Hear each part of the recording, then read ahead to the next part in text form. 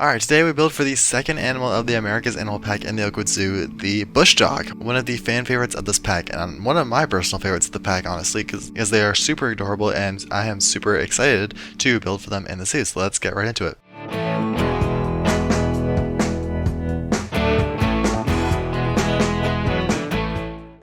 Alright, so hello everybody, and welcome to another episode of the Oakwood Zoo. Again, this is like the 5th episode now, where we've had like a consistent, like, 2 episodes a week kind of thing. It's great. I'm very excited. I love that we can get back into here and like do these like consistently every week. I'm hoping we can keep going with this. I have another enclosure that is almost done, probably done by the time this is definitely done by the time this is going out. So hopefully we can get that out maybe Saturday this week, maybe next Tuesday. I'm not quite sure. But today we're building for the bush dog. The bush dog is a super exciting one of this pack. This is one that honestly a lot of people were not expecting. We had those 5 animals at the beginning with that teaser, and then 2 more animals got revealed, and it was the ocelot and the bush dog, and there were 2 that like nobody saw coming. Right? Some people requested the ocelot, or like some people saw that coming, but nobody saw the bush dog coming because we were all expecting like a coati or a Patagonia Mara, which, to be fair, I probably would have preferred. But a bush dog is a great substitute for either of those. It could have been something like a third tapir, which I really would not have wanted. So I am glad we got the bush dog. They are absolutely adorable. They make up for it in cuteness. Again, like I said in the last episode, we have our very special guests. These are the special guests I was talking about. These guys are absolutely amazing, and I ended up putting a trio of these guys in, and it was very sad to have to say goodbye to them after I did the cinematic shots, because to save the game and stuff, the lag, I put them in and I do cinematic shots and I take them out back to the storage. But it was very hard because I named them, and then I was like attached to them and stuff, and the cinematic shots, and we took lots of footage of them, and it was like, dang it, I don't want to put these guys back. But I did name them, and their names are, we have 2 females and 1 male. The 2 females are Mary and Carrie, and the male is Clive. No questions asked. We have 3, Mary, Carrie, and Clive. I love this little trio. Again, I planned for at the end of the zoo when we have like all the animals in their enclosures and stuff. I'm gonna let you guys probably name them, just by like commenting down below when we get way later into the series when it's almost done. But with these guys, I just had to name them myself because they are absolutely adorable, and they are some of my personal favorites. Yeah, they're not even ones that I'm really super excited about in real life, but just they're ones that have really grown on me while building for them, and I'll just putting them in the enclosure and watching them run around. It's very cute and it's very adorable. But yeah, the actual enclosure here, we've taken a bunch of different elements from a couple of different builds in the past. The shelter mainly is something I've done very similar in things like the armadillo enclosure that we made in December, as well as a couple other smaller enclosures that we've done recently, like last year and start of this year.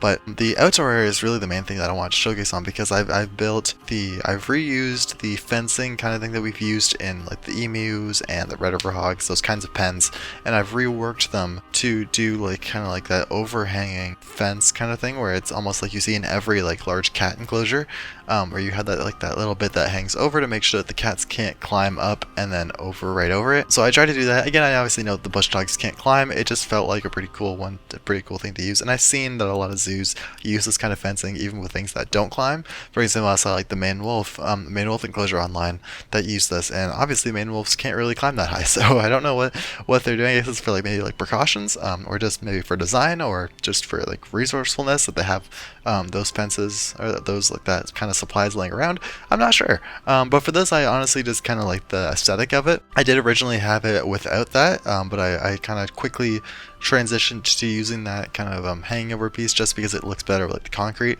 and the concrete is something that's so simple here, especially in that back wall. It is just, actually I don't think I used concrete, I think it is the mud wall or the limestone that I used in that back wall, the lining. And I also used I believe it is one of the twilight columns to make that kind of curved over piece. I didn't want to use too many pieces here, like making a really in-depth grooved wall, but I just wanted to get that little kind of like curviness to the top of the wall to make it like a bit more unique. I didn't want to do just like a straight plain flat wall. I honestly think it turned out pretty nicely. It looks pretty good for what it is. Again, it blends very nicely in with the fencing that I used in this. Again, the really tall fencing, I didn't really have to, but I was kind of struggling on what to do with this kind of enclosure with like these guys. Again, the one thing I should point out is that this enclosure is a bit small for the bush dogs. With the bush dogs, I kind of used the system metric from like the armadillos and the skunks when thinking about this, because I actually originally started building this when the pack was not released yet, but I started doing this like going in the mentality of like it's going to be around almost the same size as like the armadillo or the skunk, probably a bit bigger. So I made this, and I feel like this is an accurate size to what you would see in a zoo, honestly. I know that it might be a bit bigger in zoos, but for this kind of animal with like, it's almost kind of like a weasel, but I felt like this is an okay size for it. And I did make it a bit bigger. The main thing I didn't know was that they actually need water. I know that I knew that they could swim and they would probably have diving animations, but I did not know that they actually needed a body of water to swim in. So that was the last minute change. I don't even think I had that in the speed build part of this video, so you'll see that as a surprise at the end, I guess, when I actually put them in. So I had to add that very quickly. Again, it's not the speed build, but it's just super cool. He added to the front near that, like that big opening in the fencing. I also really liked how I made that little tiny window. It's the same kind of thing where I used just one of those fences in between two concrete walls, but it's just kind of like that gateway to kind of like gap the guests. You have everyone looking at that big open part with like the large, like the open fencing, and then you also have that one tiny little window that you can see them maybe running into their indoor enclosure. Just kind of separate the guests a bit to keep crowd management decent. And it's honestly a pretty nice view because in that window you don't have like the plants in front of you, so you can see directly in. So yeah, honestly that's I think that's pretty nice. I like the detail of it, and I also added some like columns using the limestone pieces, the limestone trims, making columns out of that and placing them around here and there just to give it a bit more like texture and give more like 3D-ness to the walls of the concrete. And then I added, of course, lots of foliage and lots of rock work to the inside, especially lots of foliage to that back wall to make it look not as bland and boring as it seems. Because I couldn't really think of any other alternatives really to that. I like the idea of having the concrete mixed with the fencing of the green, but I didn't know how to I didn't know if it was like too boring, if it would look too bland in the back, but a lot of foliage hanging over top of it and a lot of foliage like against it in the enclosure.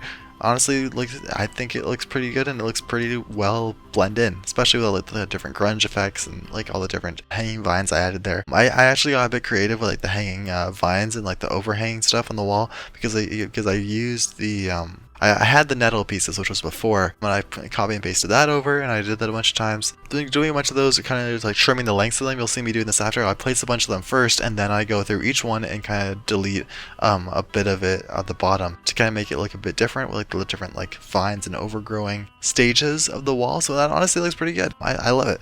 The foliage works really well in this enclosure. That's honestly like one of my biggest I admire about this habitat, but like the foliage. Obviously, the foliage is one of my favorite parts in building any enclosure because it really just brings the entire enclosure together. But that back portion of foliage, like that kind of hill coming up behind the wall, looks really nice and really natural in this one, so I really do enjoy that. And of course the forest in general. Again, the forest may change in the back because we have not built the capybara enclosure yet, because that's attached to the Americas Pavilion, which we will build in a couple of weeks probably. I know I'm going to build for the flamingos first, which is the next part in the pavilion, and then the final step would be that capybara enclosure. So that's kind of next, probably going to tie everything together with that. But that enclosure will kind of like shape the rest of the forest, so that maybe we'll add more trees to the forest. It might make me kind of reconfigure some stuff around, but overall I think it's going to look pretty nice and well put together. I don't have too many ideas for that yet. I do have some ideas for the American flamingo enclosure, as mainly for the boardwalk, because what I want to do for that is I want to have a boardwalk that goes over a lake that also connects to like a view from the front entrance, which is going to be relocated to that area that is very close to the Americas Pavilion. I don't know if I'll be able to make it work, but I do have at least an idea or an inspiration for that, especially at least the boardwalk. I do have an idea for the boardwalk, so that's probably going to be what I'm starting with, and then we'll work our way from there. But yeah, that is not actually the next enclosure that we're going to be building. That's not the next episode. The next episode it is going to be one from the Americas pack, but we are still going to be kind of sticking with like this like forest carnivore kind of vibe, and if that's not a big enough hint, I really don't know what is. I hope you all will enjoy the next episode, because that is one I also really enjoyed building. Again, it's almost done by the time I am recording this, and it'll definitely probably be done by the time this video is going out, which is going to be the Tuesday, 1 week after the Americas pack release, which we've already done 2 of the enclosures so far, 2 of the animals, and we're going to be approaching the 3rd one probably at the end of this week or next week. I don't know whether to space these episodes out or just do them a lot. I don't want to hold back episodes if they're ready, but I also don't want to put them too close together and then having to wait, you guys having to wait, because I am very motivated to keep building in this park, but I can't guarantee that I'm going to keep having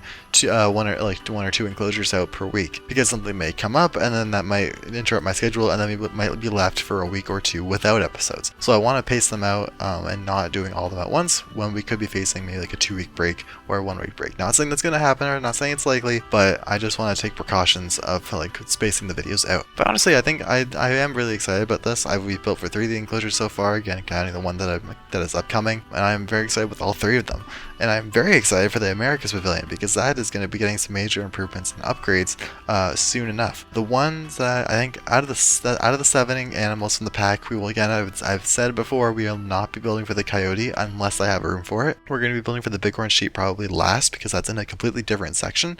And then the rhea, the flamingo, and the ocelot, I already have plans for, and we're kind of looking into where those will go. So you'll have to see which one of those 5 remaining ones will be the next one in the next episode. But anyway, back to this. I'm hoping we will switch over eventually to the backstage area for this enclosure, because it is a bit different when compared to the other ones.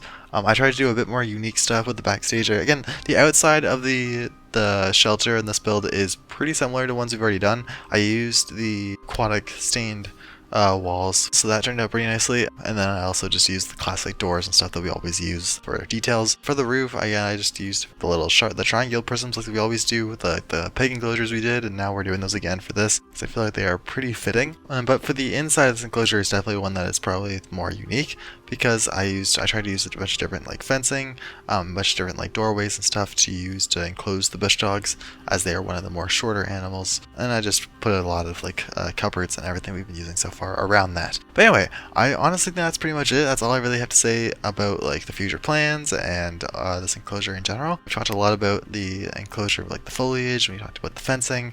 We talked about all the things that I really like with this enclosure. Again, we will see more of the bush dogs at the end, so watch out for that. Anyway, I think that's pretty much wrap up my talking portion of this video. I hope you all have enjoyed. Again, cinematic shots at the end. We'll figure out the rest of the speed build in the next few minutes. And yeah, I hope you all enjoyed. If you did enjoy this video, and if you enjoyed some previous episodes and you didn't realize, but if you did, hit the subscribe button, because it helps the channel a lot. Even if you don't want to go all the way down to that red button and click out of the video at full screen, you can just click in the bottom right with that little icon with the YouTube play button, and you can click that and it'll hit subscribe just like that. So it's very easy, very quick. It is very free, obviously, and it helps the channel immensely. It helps us grow, so maybe we can get early access to the next Plan Zoo pack in 6 months or whatever. Hopefully that another pack comes out.